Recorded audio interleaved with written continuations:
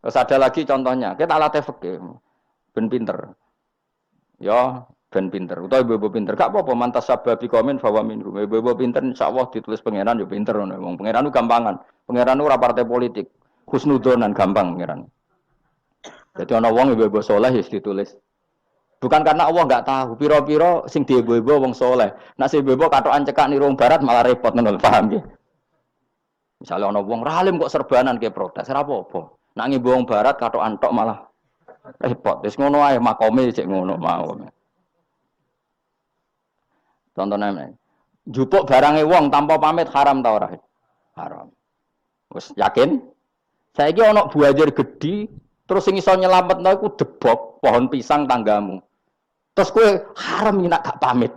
Mbok goleki wonge ora ana banjir-banjir. Ki sedeng mati. Iku wajib ngetok tanpa pamit. Sing duwe wajib ngekeki izin. Suatu saat konangan iku. Nah nak nuruti fikih ya kudu izin. Nah, tapi hukum ini maksusoh ditertentukan dalam kondisi normal. Nak kondisi normal langsung kowe ngetok wet mau terus mbok go ngelangi. Iku halal tanpa izin. Nah kecuali ngene butuh sitok mumpung untuk izin ngetok 5. Sing 5 ben sing duwe kuwapok. Ya kurang ajar le dol-dol. Maka kemudian ulama menyusulkan kaidah ad-darurat tubihul mahdzur. Dalam keadaan tertentu ini boleh. Nah, artinya gini, enggak bisa. Sidik-sidik sunnah Rasul ora bisa karena yang pernah dilakukan Nabi jumlahnya terbatas. Maka al-hikin nazir bin nazir. Yang mirip-mirip ini disamakan mirip-mirip ini. Yang mirip-mirip ini disamakan mirip. Makanya, nah kemudian ada hal-hal yang kita tidak pernah tahu persisnya. Kayak kasus tadi, orang jima istrinya di Ramadan. Cara pikiran Imam Malik, illatul hukmi adalah hadku hurmati Ramadan biwiri uzrin syar'iyyin. Maka makan sama minum. Cara pikiran Imam Syafi'i ya ndak, kalau jima ya jima saja, jangan yang lain. Kesetuju ndi? Ono pikiran rodok beling, pikirannya wong Hanafi. Khilah jadi, khilah itu rodok beling. Rodok beling ini, misalnya kowe poso-poso kok lesu banget. Mokak wedi kena hukuman niku. Tapi kowe Hanafi ta Syafi'i ya ngaco. Apa ya ora Syafi'i ora Hanafi, padha ora pahame kowe. Hanafi apa Syafi'i? Syafi'i. Syafi'i apa Hanafi? Kan biasanya anak cilik milih sing guri. Ayo Syafi'i ta Hanafi? Hanafi ta Syafi'i? Bulan Bali niku cek Syafi'i. Nah cara orang Hanafi ngene, kowe nak lesu banget kan. Kowe mokak langsung wedi apa? Kena sanksi berat. Cara Imam Hanafi, khilae kowe lunga. Jadi lesu tak iki awas kena beling. Langsung dia paham berarti beling kabeh sing ngajar. Lesu, terseling wah sowan Gus Bahan. Kan aduh. Nak delok penyanyi dangdut kan gak untuk rukhsah. Karena rukhsahnya syarak hanya untuk taat. Jadi nak niatem delok dangdutan kan gak untuk rukhsah. Wah, lesu banget. Cara ngene kan. Wah, sowan Gus Bahan. Karena sowan kiai kan ibadah. Nah, ketika kowe niat sowan iku wis musafir. Musafir wis ning giwangan ngopi. Ya wis. Iku khilayo. Tapi kok ya pangeran tetep perso. Iku kabare ngene, Mas, kabare. Sampeyan ampun rokok dilebokno tong. Sampai malaikat ditendang. Protes. Lah kula mboten ate dosa kok ampun rokok. Gak nglebokno tong.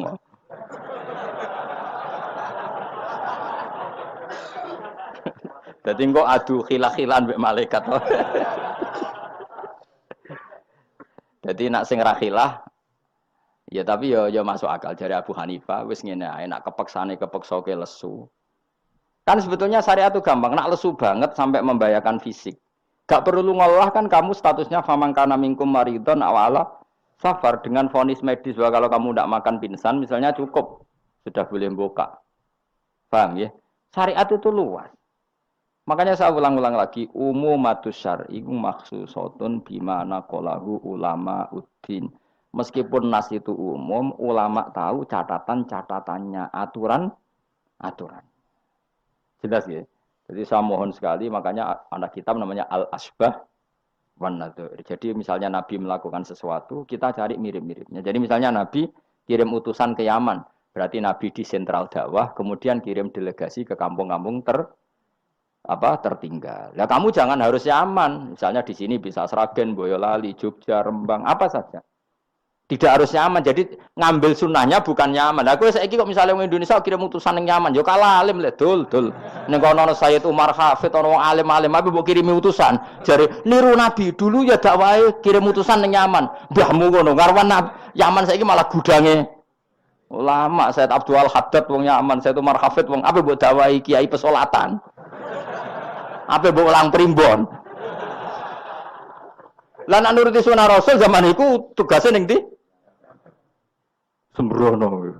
Mesti Yaman zaman iku maknane nyuwun sewu daerah tertinggal zaman Nabi. Lah saiki wis dari pusat Islam. Jadi saiki Yamane digenti koyok moro dakwah ning daerah tertinggal. Ora kok Yaman sing saiki. Lha iku jenenge Al-Hikin Nadzir bin Nadir. Kanjeng Nabi dikandani pangeran, ngene lho mat, kena dadi nabi, wis kowe ning Mekah atau ning Madinah, tapi ada delegasi di beberapa daerah niru peristiwa Nabi Isa. Iku jenenge wadrib lahum matalan ashabal qaryah.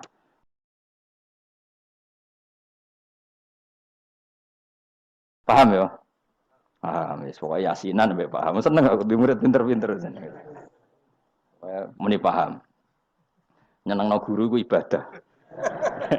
Tapi nak kira paham muni paham, bodoh ini ku dosa. Jadi ganjarane sitok nyenengno guru, dosane sitok bodoh ini. Tapi tetap berarti ke ganjaran itu ditulis 10. Elek ditulis sitok, berarti bati songo. Ya kan al hasanatu bi asri amsalihah, berarti piro? 10. Bodoni ditulis sitok, berarti cek piro? Songo, cek bati lah, cek bati. Niku hadis lho kang kira oleh bantah. Ya, pokoknya anggar manja bil hasanati falahu asyru amsalihah. Wa manja bi sayyiati fala yujza illa misal. Iku Qur'ane ngoten, hadisnya jelas. Nah, apik ditulis pinten? 10. Iku wae 10 minimal kan. Nak tepaan malam apik banget ila sabimi atidifin ila atafin kasira dilipatkan 700 sampai ila atafin apa? Kasira. Mun kula terusno. A'at takhidhu ana ta ngalap sapa ingsun. Bil hamzataini tetep gam-gam loro minhu mata qaddam. Maksude iso tasil iso tahqiq. Fi ang dartahum bahwa te atakhidhu istifham bi makna nafi kan maknane nafi. Min dunihi saking liyane Allah. Ghairihi tegese liyane Allah. Aku ngalap alihatan. Mosok aku iku mbok kongkon ngangkat alihatan ing pangeran. Asnaman tegese pira-pira pangeran. Sing iyurit nilamun ngersakno ning ingsun sapa Ar-Rahmanu Allah sing Rahman bidurin kelawan bahaya la tuhni mongko ora nyemugeno aning sang ingsun apa syafaatum syafaate asnaf. Masa saya disuruh menyembah berhala yang kalau Allah murka sama saya berhala itu tidak bisa berbuat apa-apa. Karena memang tidak bisa apa-apa. Podo-podo nyembah ya zat yang bisa melakukan apa saja yaitu namung Allah Subhanahu wa ta'ala. Allati kang za'amtumuha kang nyangka sira kabeh ing aliya mbok sangka sian ing manfaat. Padahal gak ono manfaate sama sekali berhala-berhala iku wala yung kitun lan ora iso nyelametno sapa para berhala ning ingsun. Uti wala yung kitun sifatu aliha sifati lafat aliha. Ini saat temen ingsun idzan nalikane nyembah berhala. In abad tu tegese lamun nyembah ingsun ghaira wa ing liyane Allah. Iku lafi dolalin iku ing dalam kesesatan mubinin kang jelas bayinin jelas. Kalau saya menyembah selain Allah pasti sesat. Karuan wong nyembah liyan Allah mesti sesat. Ini saat temen ingsun iki dawuh Habib An-Najjar. Ini saat temen ingsun amantu iman sapa ingsun biro bikum kelan pangeran sira kabeh. Fasma'u mongko ngrungokno sira kabeh ning ingsun. Ini bukti ya bahwa kebenaran itu harus dimaklumatkan ya. Jadi kebenaran itu harus apa dimaklumatkan karena ketika Habib An-Najjar sudah benar, saya iman kepada Allah. Allah adalah yang Tuhan hakiki. Fasma'un dengarkan ini. Karena semua kebenaran harus disampaikan. Jadi enggak boleh kebenaran dirasakan diri sendiri. Makanya kalau iso maca Jalalain ya tak sampaikan lewat ngaji seperti ini karena menyimpan ilmu itu dosa. Sampean tinggal menerima gak paham buangkune bareng ngrungokno ora paham. Paham ya? Alhamdulillah. Mengko kula tak matur pangeran Gusti pun do paham alhamdulillah. Ini satu meneh ingsun aman tu iman ingsun pira bikum lan pangeran sira kabeh fasma'u mongko ngrungokno sira kabeh ingsun. Ya seperti ini.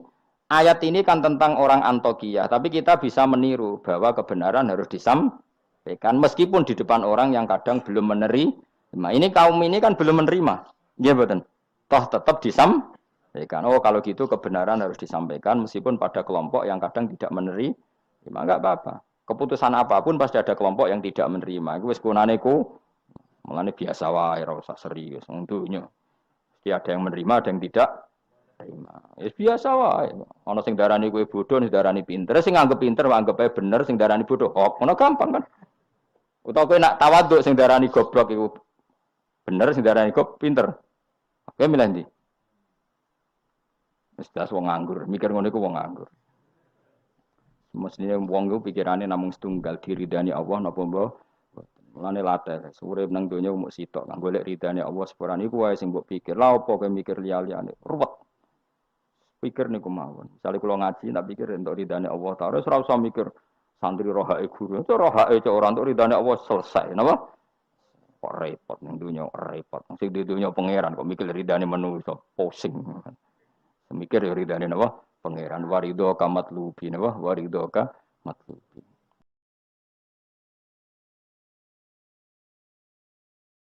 Soalnya melane dungane ulama-ulama di lakal hamdu idza radita walakal hamdu ba'dar ridha walakal hamdu hatta tardo. Itu bolak-balik ki sami mawon manane ya Allah kula suwun jenengan ridho teng kula. Segala puji bagi Engkau hatta tardo sampai jenengan ridho teng kula. Walakal hamdu ba'dar ridha walakal hamdu hatta tardo. Pokoke yo ngoten orientasine ulama riyen. Makanya dawuh Sidina Umar, dawuh ulama-ulama wong sing kepen ora mati sul khotimah kon maca napa tiap pagi napa raditu billahi robba wa bil islami dina wa bi Muhammadin nabiyyu wa rasulah. Jadi setiap hari kita memperbarui perjanjian ya Allah saya sudah puas engkau sebagai Tuhan. Saya puas sepuas-puasnya bahwa engkau yang sebagai Tuhan. Kalau yang jadi Tuhan tidak selain engkau wah kacau dunia. Sehingga orang itu terbiasa ridho be Allah. Untuk rezeki ngene ya seneng ditakdir sujud ya seneng sehingga kita ketika sujud itu luar biasa karena itu kenangan terbaik kita di akhirat. Rumang samu kenangan terbaik di akhirat kowe dadi pengamat. Sampeyan disoting ning akhirat kowe omong terus. Kowe takoki pangeran, "Kenapa kene dunya omong terus padahal dunya sing ngatur aku?" Gak iso jawab. Tapi nek kowe disoting pangeran zaman ning dunya sujud. Wah, keren, wah. Keren. Kenapa kowe sujud? Ra ngarep pangeran takok ngono. Mergo wis adone manusa ini napa? Sujud. Maka kenangan terbaik kita di dunia adalah apa?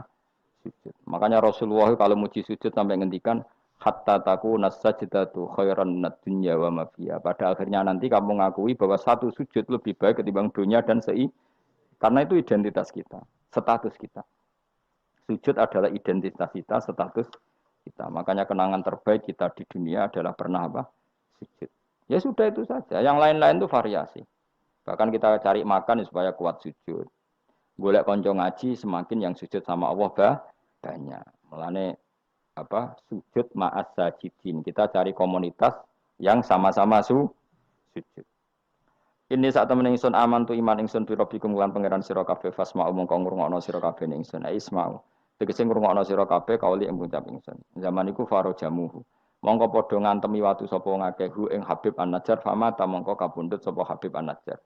Ila dindawono lagu maring Habib An-Najjar inda mauti nalikane kapundhute Habib pas kapundhut malah sama Allah didhawuhi udkhulil jannah. Udkhul mlebu sira al jannata ing swarga. Nak tengene yasinan langsung qilat khulil jannah. Wakila lan didhawuhna pengene dakhala manjing sapa Habib An-Najjar ing jannah hayan ing zaman urip. Jadi zaman sugeng wis langsung dilebokno swarga. Ini keistimewaan. Jadi tidak ada proses mati langsung apa? Dimasukkan apa? Swarga. Tapi kila ya. Kila itu tidak valid. Yang valid ya kila lahu inda mautih. Tentu umumnya yang mati dulu baru masuk surga. Kala dawuh sapa Habib An-Najjar ya harfu tambihin de huruf tambah laita qaumi menawa kaum ingsun ya alamuna ngerti sapa kaum. Ketika sudah meninggal dan beliau masuk swarga, iku aja berharap mestine kaum saya tahu bahwa kebaikan seperti ini ganjarannya swarga dan mereka tidak lagi kafir. Intinya apa? Orang soleh itu tidak boleh berhenti berharap kaumnya akan jauh lebih baik. Habib An-Najjar wis kabundutnya masih berharap kaumnya baik mengakui kebenaran sampai ijek ngendikan ya laita qaumi ya alam. Itu kayak apa? Sekarang enggak banyak dai ijek urip padha uripe putus asa. Gak kena dikandani. Piye ora ono ngene iku zaman wong soleh-soleh dhisik ora ono. Dakwah itu tanpa akhir, tanpa putus asa. Habib An-Najjar wis kabundut wae ijek berharap ya laita qaumi ya alamun bima ghafara li rabbi wa ja'alani minal mukramin. Maksudnya ngene iki kaumku kudu roh bahwa balasan kebaikan adalah masuk surga, kemudian mereka menjadi iman. Intinya berharap itu tidak ada selesainya. Lah iki yo ditiru Kanjeng Nabi ketika Abu Jahal kafir berharap kalaupun Abu Jahal kafir ya Allah saya berharap anak putune. Abu Lahab kalaupun kafir kula berharap anak putune. Akhirnya Allah nyembadani Abu Jahal punya anak Ikrimah akhirnya Islam nggih. Abu Lahab dia anak Darrah akhirnya Islam. Banyak tokoh-tokoh kafir yang akhirnya masuk Islam anak-anaknya. Mereka enggak berhenti berharap. Cara wong Jawa ora kena bapake kena napa? Anak, ora kena anake kena putune. Karena kebaikan enggak boleh berhenti. Misalnya Indonesia ini kurang baik era sekarang, mungkin era anak kita lebih baik, era cucu kita lebih baik. Orang malah Indonesia bukan bubar piye. Malah bingung kabeh. Kayak santri ini aku aja berharap nak sampean ra alim mungkin anaknya tambah alim, puture aja kok bapake ra alim pomene anake. Ya iso wae. Anake sampean luwih alim. Lu kata lho sani. Ayo sing mondok-mondok ning ngapal Al-Qur'an bapake aja samae ra apal. Kuwi ku anake udah hafal Quran, bapake teko kok ngarep padahal jus samae ra apal. Anake diwisuda hafid ayo. Yang sekarang udah jadi dosen di UGM, di UI banyak bapake ra sekolah SD. Anake udah jadi dosen. Lebih baik apa enggak? Yang sekarang numpak Alphard bapake dhisik numpak apa saja. Bisa. Tapi nak ngalim jeneng rada angel, tapi kan bisa. Bisa itu mungkin. Mungkin itu bisa, paham ya? Pokoknya jangan berhenti berharap. Keren to agama. Habib An-Najjar iku wis mati, wis kapundhut. Mlebu swarga iku cek berharap ya laita qaumi ya alam. Nah, ini jenis al-hikin nadir bin nadir. Kita ngambil pelajaran ini bahwa orang soleh itu tidak berhenti berharap akan kebaikan umatnya, kebaikan kaum. Paham? Oh, paham. So, do pinter. Ya laita qaumi ya alam. Ngerti sapa kaum. Seneng diurit pinter seneng. Sesuai kalau TK paham. Ya justru apik to kok TK kan ra didosa. Bima klan perkara kafaro kang nyepura lima ringsun sapa Rabbi pangeran ingsun kaumku ngerti bi kufranihi klan penyepuranane Allah. Wa ja'ala lan gawe sapa wa ingsun minal mukramin sange wong sing dihormati. Maksudnya wong mlebu swarga pasti berstatus orang yang sangat terhormat. Wa ma'an salawat.